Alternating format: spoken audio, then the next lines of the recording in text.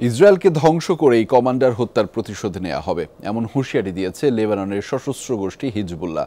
গেল দুদিন ধরে শত শত রকেট হামলা করা হয়েছে ইসরায়েলি ভূখণ্ড লক্ষ্য করে। একের পর এক রকেট হামলায় জ্বলছে ইসরায়েলের বিস্তীর্ণ এলাকা।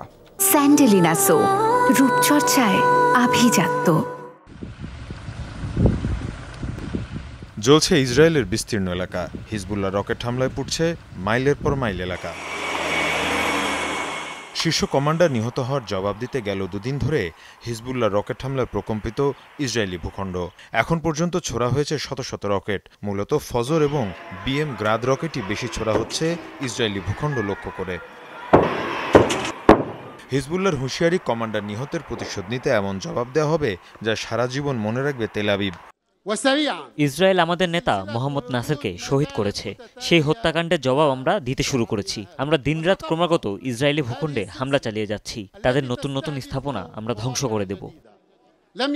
বুধবার ইসরায়েলি বিমান হামলায় নিহত হন হিজবুল্লাহর শীর্ষ কমান্ডার মোহাম্মদ নামে নাসের।